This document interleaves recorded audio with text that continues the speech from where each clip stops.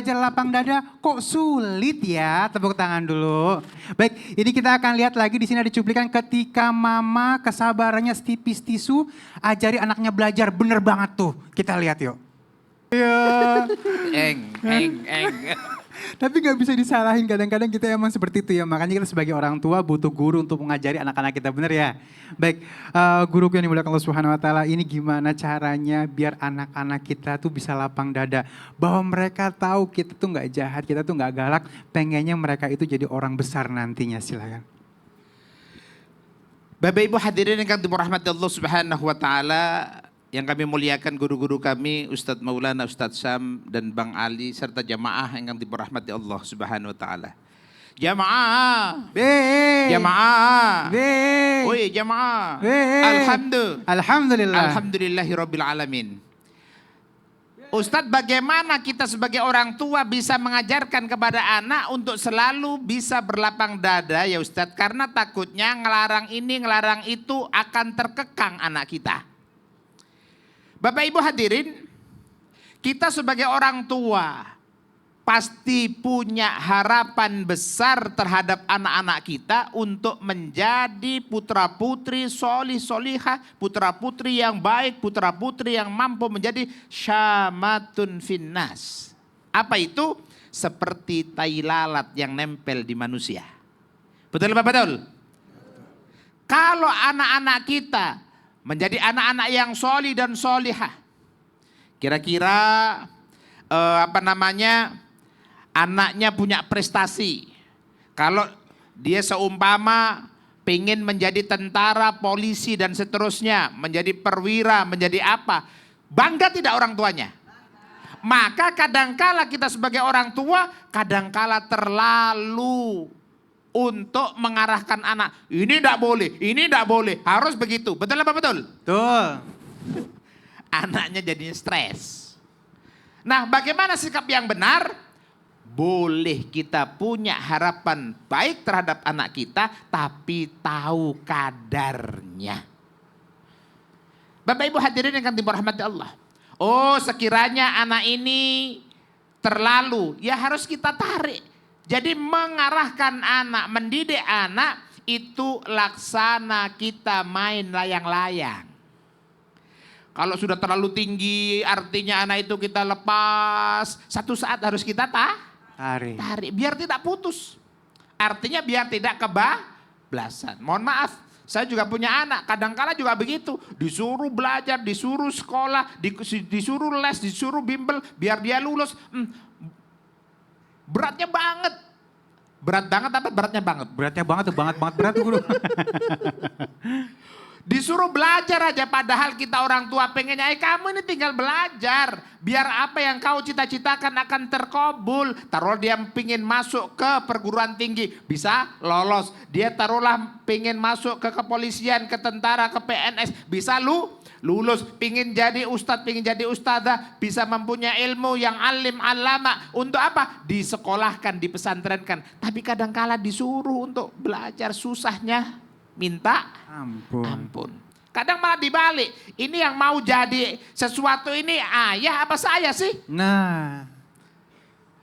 Repot tidak? Repot itu. Nah, olehnya itu hadirin yang dirahmati Allah Subhanahu wa Ta'ala, kita harus punya yang disebut dengan win-win solution.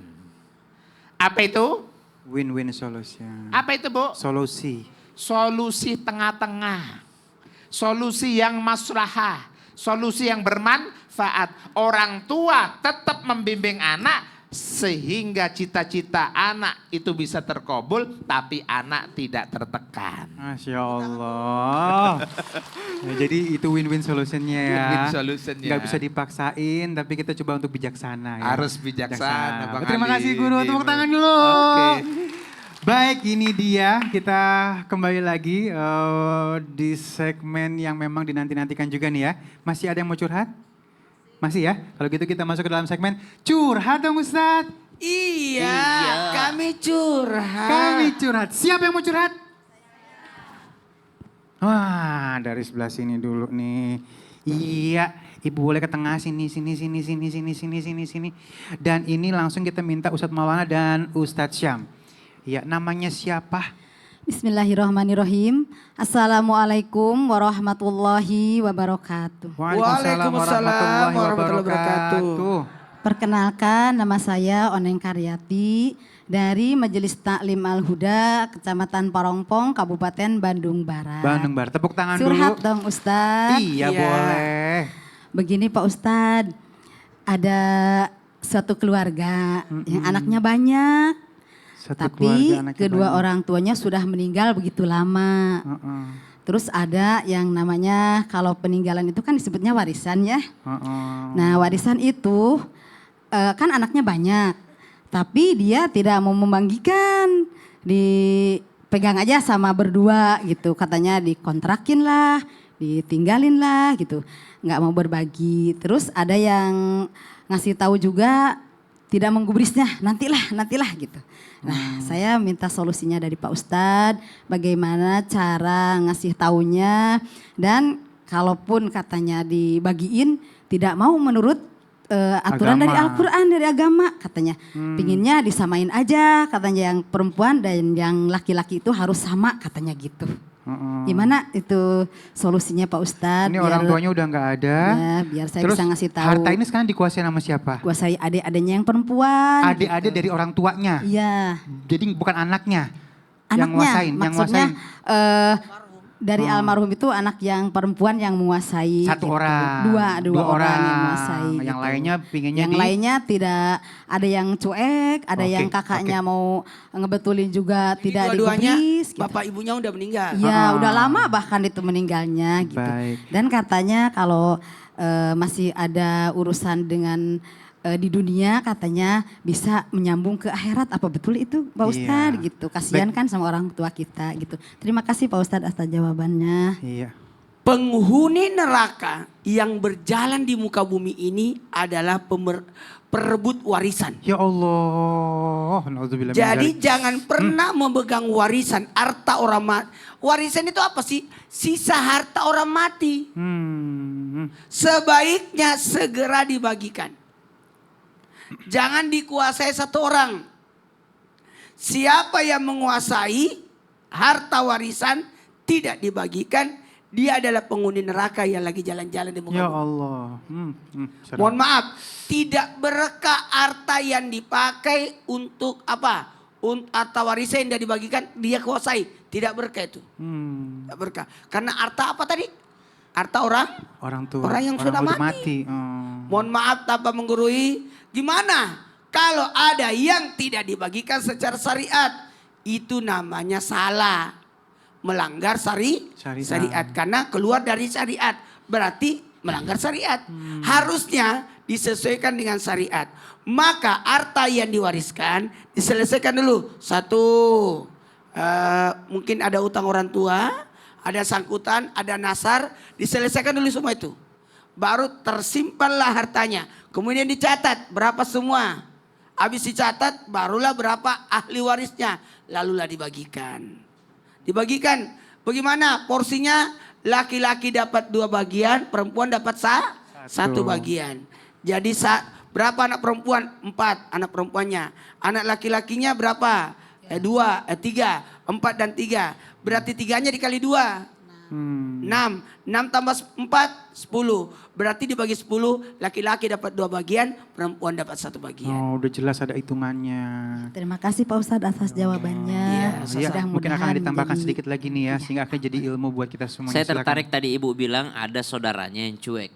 Ada Bu saudaranya yang cuek. Yang cuek itu kaya. Ya biasa-biasa aja. Coba Maaf, pakai mic Bu bagian. jawab. Biasa-biasa aja. Kenapa dia bisa cuek? Karena itu mengikuti aturan yang 2 orang itu. Dia Oh, takut dia gitu. takut sama Jadi yang berapa megang- bersaudara semua? 7. 7 semua. Saya sudah tahu tadi. 4 perempuan, Iya, 2 dua. yang 3 menguasai. laki-laki. 3 laki-laki. Yang lainnya itu nurut aja karena takut. Iya, Karena takut Allah. sama yang 2 orang itu, Iya. subhanallah. Maka kalau ibu bertanya tadi, bersambungkah sama akhirat? Kasihan orang tua kalau tidak dibagi Iya. dengan benar. Maka jawabannya kalau orang tua semasa hidup dulu tidak pernah ngingetin anaknya. Nah kalau bapak mati nanti bajaga ini syariat Islam. Kalau dia tidak pernah ngingetin anaknya maka orang tua mengalir itu dosanya. Ya Karena dia tidak pernah Allah. nasehatin sebelum meninggal dunia. Tapi kalau sudah dinasehatin, anaknya disuruh ngaji, disuruh belajar agama, disuruh belajar ini segala macam, berbuat adil, mengikuti syariat, tapi tetap anaknya tidak mau mengikuti syariat, maka orang tuanya tidak berdosa. Yang berdosa anak-anaknya. Maka saran kami sampaikan kepada yang cuek-cuek itu tadi, yang cuek kalau kata orang Bandung mah, sampaikan kepada yang cuek-cuek, jangan terlalu cuek. Kenapa? Karena kasihan bapak, kasihan Iya. mama di sana. Nah ini bukan karena kita mau kuasai harta, bukan. Tapi kita cuma mau menjalankan syariat agama supaya yang tenang juga orang tua kita. Jadi bukan karena hartanya segala macam. Iya, Ibu, saya- oke siap. Terima kasih Ustadz atas jawabannya. Jadi gini, mohon izin. Buat orang-orang yang menguasai harta, tinggal di rumah itu tidak dibagikan, bayar juga sewa rumahnya. Karena saudara-saudaranya punya hak di rumah Di itu. rumah itu. Nah. Kenapa kau tidak bagikan? Berarti kamu lagi ngontrak di situ. Ya Allah. Tidak dibayar. Benar, Harusnya benar. keluarga saudara yang lain Ada juga bagiannya. dapat. Terus kenapa laki-laki dapat 2, perempuan dapat 1? Gini, berarti Islam tidak adil. Adil. Karena laki-laki dapat 2, perempuan dapat 1. Karena laki-laki menanggung saudara perempuannya. Iya. Baik, Ibu gimana udah cukup puas? Ya cukup. Terima Alhamdulillah kasih atas ya, mudah-mudahan jawabannya. jadi solusi ya. Amin, Boleh amin. tepuk tangan dulu, terima kasih Ibu. Boleh aku ambil lagi. Ya, masih ada lagi nih yang mau curhat nggak? Masih ada nggak? Masih ada lagi yang mau curhat? Oh iya, ini dia. Aduh, silahkan ke tengah yuk. Sini, sayang. Nah. Aduh, ini langsung masalah real, masalah asli ya. Baik, silahkan. Namanya siapa? Assalamualaikum warahmatullahi wabarakatuh. Waalaikumsalam Waalaikumsalam warahmatullahi wabarakatuh. Nama saya Ibu Sadia dari Majlis Taklim Al-Huda, Kecamatan Parompong, Kabupaten Bandung Barat. Tepuk tangan dulu yuk. Oke, Ibu relax. Ya, silakan. Curhat dong Ustadz. Iya, silakan. Gini Pak Ustadz, saya itu punya anak laki-laki, sudah bertunangan selama hampir 1 tahun. Mereka sebelumnya mereka berkomitmen untuk menikah setelah 1 tahun. Tetapi ternyata mereka memutuskan berdua untuk berpisah dan saling koreksi diri dulu katanya. Iya. Nah, bagaimana sikap kami sebagai orang tua? Karena kan bertunangan itu kan antara kedua orang tua. Tetapi mereka setelah memutuskan, mereka memutuskan sendiri tanpa melibatkan orang tua. Sekarang apa solusinya buat saya sebagai orang tua? Baik, Terima ini kasih, 1 Ustaz. tahun tunangan. Ibu Iya. tahu? Tahu ya? Ya, kita sebagai Ternyata orang tua sama orang pas tua. sudah setahun, Mereka memutuskan berpisah tapi tanpa melibatkan orang tua. tapi tetap tahu kan? Tetap tahu. Tahu. Yang ya. dipertanyakan ini gimana gitu ya? Solusinya kami sebagai orang tua, antar orang tua itu harus gimana? Antar orang tua. Iya. Silakan Guru. Permasalahan itu tentang masalah perjodohan. Siap. Menjodohkan dan berjodoh itu memang betul. Yang menikah adalah anak ibu dan Siap. nanti calonnya. Tetapi melibatkan 2 keluarga besar. Nah, dalam hal ini sudah melakukan 1 tunangan. Betul Ustaz. Dan sekarang diputuskan secara sepihak antara anak ibu dan calonnya. Mohon maaf, anak ibu cewek apa cowok? Anak saya laki-laki. Oh, yang laki-laki. Secara sepihak tanpa melibatkan orang tua. Ini Iya, sebenarnya betul. tidak benar. Iya betul. Kenapa? Karena waktu tunangan sudah melibatkan keluarga. kedua belah pihak. Artinya keluarga sana sama keluarganya ibu. Sekarang diputuskan sendiri. ya. Menurut kami, tanya baik-baik anak ibu, ini perjodohan mau diteruskan apa dibubarkan saja? Iya. Kenapa? Biar jelas posisinya. Nanti kalau yang sana, yang cewek, ada yang mau melamar, ya silakan dilamar karena sudah tidak ada hubungan dengan anak ibu. Atau anak ibu ketemu wanita lagi, lain lagi yang memang cocok, ya silakan. Sehingga apa? Tidak menggantung. Sesuatu yang menggantung itu tidak enak. Betul tidak? Betul. Karena menggantung itu tidak enak. Pastikan kalau memang ini diteruskan, teruskan. Kalau tidak, ya udah cari yang lain. Tapi jawabannya gini Ustadz, katanya udah saling ini sendiri, introspeksi diri dulu. Gitu Ustadz. Betul, itu Gimana? saling introspeksi, silakan saling introspeksi, berarti anggap saja kalau ada yang menginginkan, enggak apa-apa. Sana ada yang menginginkan, silakan dipetik. Yang lebih jelas ya. Lebih jelas. Iya. Karena yang jelas-jelas saja lah Bu. Ya, baik memang di sini setahun loh. Ini tunangan setahun loh nih ya. Kelamaan sih. Kelamaan ujiannya berat loh. Bagusnya ya sebulan aja lah. Iya, itu Baik, komitmen Ustadz mereka yang mungkin berdua ada yang Ustadz. ditambahkan. Ya betul, karena lamaran ke nikahan tidak boleh lama-lama. Tuh. Siap, Ustadz. Karena setan itu paling bahagia membuat dia berpisah atau membuat dia berzina. Ya Allah. Karena dia merasa bentar lagi juga nikah. Ya, mungkin dia pikir udah setengah halal, padahal masih haram. Subhanallah. Jadi tunangan sama nikahan tidak boleh lama-lama. Itu cuma tanda aja itu, tanda bahwa kita setelah tunangan langsung kita persiapkan gedungnya, ininya segala macam langsung jadi. Subhanallah. Maka itu yang pertama. Yang kedua, ibu tetap harus menjaga silaturahim yang baik dengan calon besan gagal itu. Siap. Jadi calon besan gagal tadi ini mesti dijaga silaturahim. Biarlah anak-anak berpisah tapi hubungan kita jangan berpisah. Gituin aja. Kenapa? Karena saya tahu ibu yang dipikirin ini apa kata orang. Ya, betul, betul, Jadi Ustaz. hidup kita ini bukan tentang kata orang tapi apa kata Allah. Ya Jadi Allah. minta ampun sama Allah Subhanahu wa taala.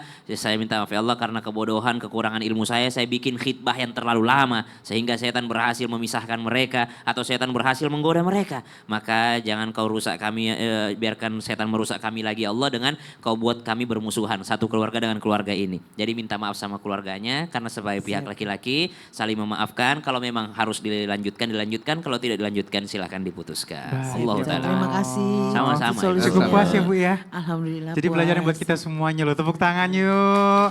Baik Ibu, terima kasih. Boleh kembali. Baik, alhamdulillahirrahmanirrahim. Kita sudah sampai di penghujung acara pada kesempatan kali ini. Mungkin guruku ada kesimpulan yang bisa diambil. Belajar lapang dada kok sulit ya. Belajar lapang dada untuk berbesar hati, untuk menerima segala masalah, maka harus dibutuhkan banyak ilmu. Dibutuhkan banyak kesabaran, dibutuhkan banyak hikmah di dalamnya.